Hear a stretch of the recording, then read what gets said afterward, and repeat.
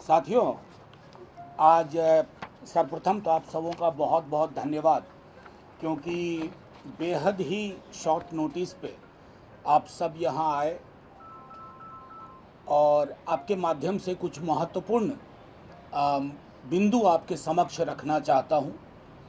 एक सबसे महत्वपूर्ण बिंदु ये बताऊंगा कि 11 वर्ष माननीय प्रधानमंत्री जी के कार्यकाल के हुए हैं, तो हादसों, दिक्कतों, परेशानियों, भूखमरी, इन सब पर पहले बोल चुके हैं, नहीं बोलूँगा। असमानता पे बोल चुका हूँ, नहीं बोलूँगा। लेकिन आज माननीय प्रधानमंत्री जी की नेपोटिज्म को लेकर के, भाई भतीजावाद जी को लेकर के आज आवश्यकता है माननीय प्रधानमंत्री जी एकांत में बैठ करके, कनाडा में अगर हैं अभी, तो अपने भाषण को जरूर सुने, पुराने भाषण। क्योंकि नेता प्रतिपक्ष तेजस्वी जी लगातार जो डिस्क्लोजर ला रहे हैं, सामने ला रहे हैं महत्वपूर्ण पहलू कि कैसे आयोगों में नियुक्तियां हो रही हैं। एक अधिकारी हैं, सोचे कि इतना श्रूड मेंटालिटी से कि अपनी पत्नी को नामित करवाया उन्होंने, लेकिन पत्नी के में केयर ऑफ में पति का नाम नहीं, पिता का नाम, वो भी गलत पता। उसी श्रेणी में आज माननीय नरेंद्र मोदी जी, प्रधानमंत्री जी के विधि मंत्रालय ने एक ही दिन में 2 नियुक्तियां group a senior panel supreme court में महामहिम के हस्ताक्षर से, जरा दिखा दीजिए, महामहिम के हस्ताक्षर से supreme court of India group A panel council,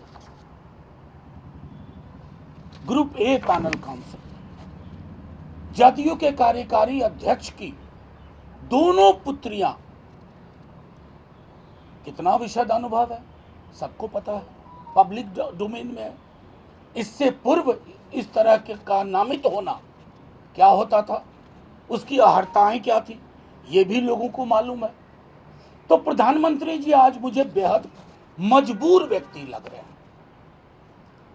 400 पार से चलते चलते 240 के लाले पड़े और कोएलिशन धर्म की नई परिभाषा देखिए।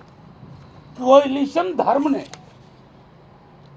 ये मजबूरी कर दी, क्योंकि जदयू और तेलुगु देशम पार्टी से सरकार चल रही है, तो वैसाखी पांव और हाथ दोनों हो गया।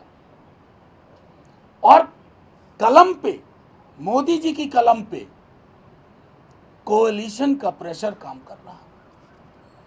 गठबंधन के आधार पर सरकार चलती रहे, सरोकार चले या ना चले, लोग सरोकार से कितनों भी दूर हो, लेकिन सरकार चलती रहे, तो आपके समक्ष ये लेके आए। हम में से अधिकांश लोग जो चिंतित रहते हैं, क्या ये एक बहुत बड़ी आबादी की हकमारी नहीं है? क्या इसके लिए बेहतर योग्य लोग नहीं थे सामान्य वर्ग में भी? क्या इसके लिए पिछड़ा, अत्यंत पिछड़ा, दलितों में लोग नहीं थे? या ये कोalition के लिए रिजर्व्ड सीट्स थी कि ये वाला टुकड़ा तेलुगु देशम का, ये वाला टुकड़ा जदयू का? दूसरी चीज जो इसके माध्यम से मैं देख रहा हूं कि जो भाई भतीजावाद, एक तो कोलिजियन सिस्टम में ही कई सारी विसंगतियां हैं, जिसको दूर करने के लिए सदन में हमारा दल और कई लाइक माइंडेड पॉलिटिकल पार्टी हम लोग आवाज उठाते रहे हैं कि कोलिजियम की वजह से और एक एकांगी दृष्टिकोण की वजह से जुडिशियरी और लीगल फील्ड में अक्सर वैसी विसंगतियों का, एनोमलीज का जन्म होता है जो आम आवाम के दर्द और दुख से विरक्त रहता है। उस तरह की सोच फिर पुनः आज बलवती हो उठती है। लेकिन सबसे महत्वपूर्ण प्रश्न ये है कि बिहार में अभी चुनाव होने वाले हैं। ऐसा तभी होता है ना जब नाव डूबने का खतरा हो, कि अब नाव डूब रही है, जिसको जो हासिल हो वो अपना अपना देख लो। तो ब्यूरोक्रेट्स ने अपनी पत्नी, अपनी बहन, पॉलिटिशियंस ने अपनी बेटी, अपने दामाद, और ये नायाब नमूना उस श्रृंखला की कड़ी है। आपके माध्यम से मैं चाहूंगा कि माननीय प्रधानमंत्री जी जहां कहीं हो इस पर गौर करें और ऐसी परंपराओं की शुरुआत ना करें जो परंपराएं पूरे देश को एक प्रतिगामी यात्रा पे ले जाती हैं, एक रिग्रेसिव जर्नी पे ले जाती हैं। और बिहार के लोगों को भी ये सोचना होगा, और वो सोच रहे हैं कि किन हाथों में बिहार की बागडोर है। जो चुना हुआ मुख्यमंत्री है, अगर उनको ये सब पता है और तब हो रहा है, तो मुख्यमंत्री जी के साथ तमाम सहानुभूति हम लोगों की। लेकिन अगर उनको पता भी नहीं है, कलम की स्याही उनकी है, दस्तखत उनके हैं, लेकिन हाथ पकड़ के दस्तखत कराने वाले कोई और हैं, तो ये उससे बड़ी चिंता का विषय है। और मैं समझता हूं माननीय प्रधानमंत्री जी, आपके कई आवरण उतरे हैं बीते वर्षों में करप्शन को लेकर के, आपके कई आवरण उतरे हैं गुड गवर्नेंस को लेकर के, आपके कई आवरण उतरे हैं आपके भाषण और उसके कंटेंट और सब्सटेंस के में मीलों की दूरी। आपका एक आवरण अगर आपने इस पर पुनर्विचार नहीं किया तो वो भी उतर जाएगा कि एक ही दिन एक ही व्यक्ति जो आपके कोलिशन पार्टनर है, उस पार्टी के कार्यकारी अध्यक्ष हैं, उनकी दो पुत्रियां अपने विशद अनुभव विद इन कोर्ट्स के आधार पर ग्रुप ए पैनल में नामित की जाती हैं। पता नहीं महामहिम ने हस्ताक्षर किए होंगे, क्योंकि उनके रेफरेंस से ये चिट्ठी है, क्योंकि ये चिट्ठी कहती है the president is pleased to engage the following advocates. अगर उनको सचमुच सब कुछ पता होता ना, तो she would not have been pleased. उनको पता नहीं होगा। ये है कार्यप्रणाली। मोदी जी की नौकरशाही परंपराओं के ऊपर भारी है। नीतीश कुमार जी की नौकरशाही सब कुछ लील चुकी है। प्रधानमंत्री जी से आग्रह होगा कि अगली बार नेपोटिज्म, करप्शन वगैरह पे जुबान खोलने से पहले आईना रख लिया कीजिए। शुक्रिया। अगर आपके कोई सवाल हो तो, कोई भी सवाल जिनके हो, anything to do with anything. Sir, कुछ ऐसे आंकड़े या कुछ जानकारी है कि कौन कौन से विभाग में इस तरह के नेपोटिज्म के केसेस बिहार में हैं? अभी कुछ और मुख्य नहीं, दो तो आपके समक्ष है, और आप कल नेता प्रतिपक्ष तेजस्वी जी का पीसी फॉलो कीजिएगा बीते 10 दिन में। उसमें चाहे न्यायिक आयोग, महिला आयोग हो, या अलग अलग अति पिछड़ा आयोग हो, उसमें कैसे नियुक्तियां हुई हैं, विमेंस कमीशन वाला जो बताया वो, और कल एक आपको ये देखिए धार्मिक न्यास बोर्ड वो देखिए, और ये महिला आयोग में जिसका मैंने उदाहरण दिया कि ये जो मोहतरमा हैं वो एक सीनियर ब्यूरोक्रेट, रिटायर्ड वन, जो थके भी हैं, और उन मुख्यमंत्री जी के आजकल मैं समझता हूँ कि मॉरल कैंपस, दिशा सूचक यंत्र हैं, तो वो दिशा दिखाते हैं। उनकी पत्नी नामित हुई हैं, लेकिन पति का नाम नहीं है, पिता का नाम है इतने वर्षों बाद पुनः, और घर का पता भी विलग है। ये एक उदाहरण दिया। बाकी आपको ये उदाहरण दिया कि प्रेसिडेंट इज प्लीज। ये तो आप देखेंगे कि लोगों ने, बिहार के तमाम लोगों को एक तरह से ठगा है, खबर नहीं होगी, लेकिन ये बिहार है। वहाँ तरंग छोटी भी उठती है ना, तो लहर में तब्दील होती है, तो वो लहर में तब्दील हो रही है। और प्रधानमंत्री जी को इसका एहसास होगा। अगर अभी कोर्स करेक्शन नहीं किया तो छठ बाद, नवंबर के बाद वो एहसास बहुत बलवती होगा। मनोज जी, मेरा सवाल है कि लगातार आपकी पार्टी पर बीजेपी और एनडीए के लोग आरोप लगाते हैं परिवारवाद का। अब आपने जो सूची जारी की है वो एनडीए के लोगों का है जो परिवारवाद का है। नहीं, हमारी पार्टी पे जो आरोप लगाते हैं, आपने बहुत अच्छा सवाल किया। परिवारवाद मैं हमेशा से मानता हूँ। कई परिवार ऐसे हैं जिन्होंने अपने सदस्यों को नामित किया और जनता ने स्वीकार नहीं किया, खत्म हो गए। अगर आप 15 से देखें, तेजस्वी जी के सर पे लालू जी ने ताज नहीं रखा, एक रोड मैप दिया, राघोपुर में लड़ो, गली गली मोहल्ले मोहल्ले घर घर दस्तक दी, 15 में जीते, 20 में स्वयं भी जीते और एक बड़ी, हम सबसे बड़ा पॉलिटिकल फॉर्मेशन बन के आए। तो परिवारवाद की कहानी वहीं खत्म। अब जो हम पर आरोप लगाते हैं, मैं कई बार कह चुका हूं, अगर 12 महीने का कैलेंडर, जो कैलेंडर बनता है और हर महीने में तकरीबन 30, 31 या 28 दिन होते हैं, अगर हर दिन पर मैं बीजेपी के किसी लीडर का परिवार के नाम पर जो हैं, केंद्रीय मंत्रिमंडल से लेकर के राज्यों तक, तो 365 दिन कम पड़ जाएंगे कैलेंडर की डेट्स में। हर दिन पर एक चेहरा होगा जो प्रधानमंत्री जी को याद दिलाएगा कि मैं कहता क्या हूं और करता क्या हूं। तो ये है सच्चाई। Any more? कोई और सवाल? जनगणना की अधिसूचना आ गई है 2027, 2 चरण में ये जनगणना होनी है, 2027 से शुरू होगी। किस तरह से इसे देखते हैं? हालांकि सवाल विपक्षी पार्टी ने कहा था कि अगर जनगणना करानी है तो इतना देर सरकार क्यों करे? देखिए, वो तो हमारा आज भी है कि शायद दुनिया में 2 ही 3 देश होंगे जो कोविड के बाद अपने देश की डिकेडल सेंसस नहीं करवा पाए। ये तो पहली आपत्ति है। दूसरी है, ये जनगणना कई मायनों में महत्वपूर्ण है। इस जनगणना से में कास्ट सेंसस इन्होंने कमिट किया है, इस जनगणना से डिलिमिटेशन जुड़ा हुआ है, उस डिलिमिटेशन से विमेंस रिजर्वेशन जुड़ा हुआ है। तो ये बास्केट जो है इस बार जनगणना का, मैं समझता हूँ आज़ाद हिंदुस्तान में सबसे महत्वपूर्ण जनगणना है। लेकिन आप कैजुअल अप्रोच देखिए इस पूरी सरकार का। कास्ट सेंसस के बारे में 5 अप्रैल को एक खबर प्लांट हुई एक अंग्रेजी के दैनिक में कि जातियों का आंकड़ा आएगा लेकिन समेकित आंकड़ा नहीं होगा। यानी कि जैसे हमारी मांग थी, जैसे शेड्यूल कास्ट, शेड्यूल ट्राइब, ये दोनों कॉन्स्टिट्यूशनल कैटेगरीज थे, उसी तरह है आर्टिकल 340 के तहत ओबीसीज। तो आप अलग अलग जातियों की गणना कीजिए, लेकिन एक समेकित गणना अदर बैकवर्ड क्लासेस की होनी चाहिए, जिसे हम आर्टिकल 15 और आर्टिकल 16 के तहत socially and educationally backward classes कहते हैं। अगर सरकार उसके वो नहीं करती है, क्योंकि हम सदन में भी उठाएंगे, नेता प्रतिपक्ष बोल चुके हैं तेजस्वी जी कि हमें बताओ कि इनपुट क्या क्या दे रहे हो, क्या क्या ले रहे हो, क्योंकि इनपुट से आउटपुट डिपेंड करता है।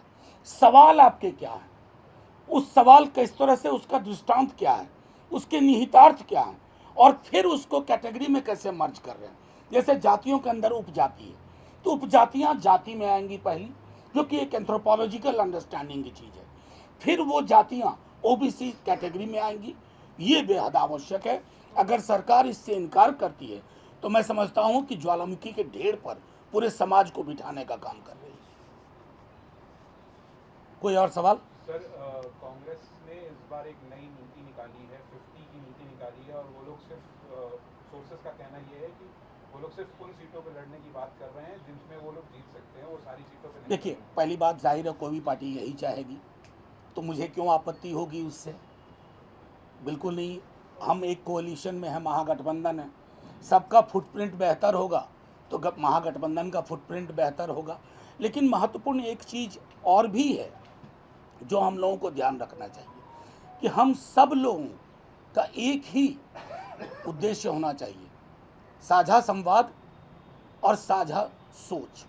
और उसी आधार पर अभी जो पिछली बैठक हुई महागठबंधन की, हमने ये तय किया है कि 243 पर इंडिविजुअल पार्टी नहीं लड़ रही है, महागठबंधन लड़ रहा है। और आखिरी टिप्पणी मैं करूंगा, ये जो सूत्र नाम की चीज़ है ना, इससे ज़्यादा उत्पाती कुछ है ही नहीं। अब सूत्रों के हवाले से अमेरिकन राष्ट्रपति को संदेश दिया जाता है। अरे साहब, सूत्रों का संदेश नहीं चाहिए, सूत्रों की डोर जिनके हाथ में उनका संदेश चाहिए। मेरा सवाल है सर, क्योंकि आप कह रहे हैं कि 243 सीटों पर महागठबंधन चुनाव लड़ रहा है, तो क्या इस बार आप लोग का कॉमन मैनिफेस्टो होगा कोई?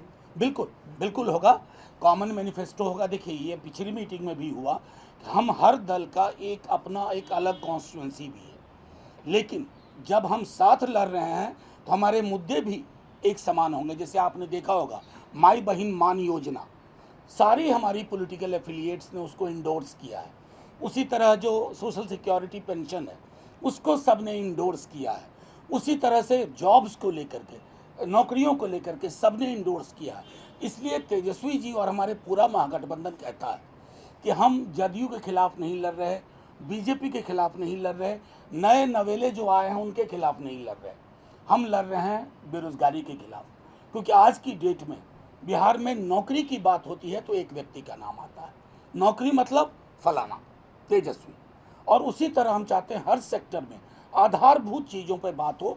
बाकी मंदिर, मस्जिद, गिरजा, गुरुद्वारा की साइज के लिए सरकारें नहीं चुनी जाती हैं, वो आस्था का सवाल है। मनोज जी, लगातार आप जो ब्यूरोक्रेसी है बिहार की, उस पर आप और आपकी पार्टी दोनों आदमी हमलावर है। किस तरह से करप्शन का मामला हो, चाहे नेपोटिज्म का मामला हो, तो क्या आप लोग यानी महागठबंधन जब पावर में आएगा तो इन लोगों के खिलाफ एक्शन करेगा? नहीं, प्रेस कॉन्फ्रेंस मैं आपको बता रहा हूँ यकीन के साथ, बहुत जल्द, क्योंकि एक एक करके फेज वाइज हम डिक्लेयर कर रहे हैं, बहुत जल्द बिहार की जनता जिनका खून चूसा गया है, गरीब आदमी को जहां ब्लॉक में जा करके 500 रुपये के लिए 100 रुपया 150 रुपया देना पड़ता है, इसको प्रणालीगत सुधार करेंगे। और जिन लोगों जो आरोपित लोग हैं उसको उसकी पहचान में दिक्कत नहीं होगी। आज की डेट में क्या है, जो जितना बड़ा आरोपित व्यक्ति है ब्यूरोक्रेसी में बिहार में, उसको उतनी अच्छी पोस्टिंग मिल रही है, क्योंकि वो एक फलाने साहब के पास जा करके चढ़ावा चढ़ा देता है। हम इस प्रणाली को खत्म करेंगे और हर वैसे व्यक्ति को वेंडेटा नहीं करेंगे, बदले की भावना से कोई काम नहीं, लेकिन जहां साक्ष्य और सबूत हैं, हम एक ऐसा प्रशासन देंगे लोगों को जहां एक फोन कॉल पे आप अपनी शिकायत दर्ज कराइए, उसका 48 घंटे के अंदर त्वरित अनुसंधान होगा और आपको रिलीफ मिलेगा। एक सवाल, पिछले जो बिहार के चुनाव हुए थे उसमें कई जगह पे प्रधानमंत्री ने खुद जो पुराना आरजेडी का शासन था उसमें जंगल राज होने की बात बहुत उठाई थी। आज की तारीख में जो बिहार में स्थिति लॉ एंड ऑर्डर की हो रही है उस पर बार बार सारे विपक्षी दल वो मुद्दा उठाते रहे हैं, तो क्या एक कोई कॉमन वो भी एक बड़ा इशू है जो आप लेके जनता तक जाएंगे, कोई रोड मैप? आप बिल्कुल सही कह रही हैं। ये असल में क्या है कि कुछ मुद्दे हम तय करते हैं और कुछ मुद्दे जनता की ओर से आ रहे हैं। अभी मैं जब बिहार से लौटा हूँ, हर जगह जहाँ मैं गया, लोग, मैं बार बार कह रहा हूँ कि घर की बच्ची अगर किसी काम से बाहर जा रही है पढ़ाई के लिए, लोग की नज़र भगवान पर टिकी रहती है कि जब तक बच्ची घर वापस ना आ जाए। ये किसी भी राज्य के लिए सुखद स्थिति नहीं है। और जाहिर तौर पर कोई इस तरह की चीज़ें, जनता ने वो चीज़ें हमें सौंपी। अब प्रधानमंत्री जी जब जंगल राज ये सब जाके आप वहाँ बोलते हैं, there is no taker of that. लोग ये सोचते हैं कि प्रधानमंत्री हैं भाई आप, अभी एनसीआरबी का डेटा लो, अभी क्या हालात है। कोई जिला ऐसा नहीं है जहाँ से अखबार खोलिए हर पन्ने पे किसी न किसी जिले की हत्या, बलात्कार की घटना। अभी जो मुजफ्फरपुर में हुआ, उसने तो लॉ एंड ऑर्डर के साथ साथ हेल्थ सेक्टर को भी एक्सपोज करके रख दिया कि कैसे ये चीज़ें काम करती हैं। तो जाहिर तौर पर ये मुद्दा होगा और प्रधानमंत्री जी को बहुत मुश्किल होगी। अगली बार जब वो जंगल राज बोलेंगे ना, आईना उनको सामने दिखेगा। मनोज जी, गठबंधन को लेकर जो लास्ट मीटिंग हुई है, सीटों पर क्या, कहाँ तक अब आप लोग अपडेट देखिए, मैं समझता हूँ कि ये तय होना बहुत ज़रूरी होता है कि विनेबिलिटी एकमात्र क्राइटेरिया होगी। ये सबके बीच में तय हो गया है। हम अपना फुटप्रिंट बढ़ाने के चक्कर में ना रहें। हम ये देखें कि कॉन्स्टिट्यूंसी ए में कौन विनिंग पोजीशन में हमारे बाकी कैंडिडेट्स में। और दूसरी चीज़ जो सबसे महत्वपूर्ण है कि हर ज़िले में सामाजिक समीकरण का ध्यान रखते हुए, ताकि जो पूरा एक सामाजिक नक्शा है जातियों का, वर्ग समूहों का, उसका परिलक्षण हमारे कैंडिडेट्स की लिस्ट में, और वो हो जाएगा जल्दी। आई थिंक मैक्सिमम, अगर आप नंबर ऑफ सीट्स और सब चीज़ों में इंटरेस्टेड हैं तो 1 महीने के अंदर will close the entire chapter.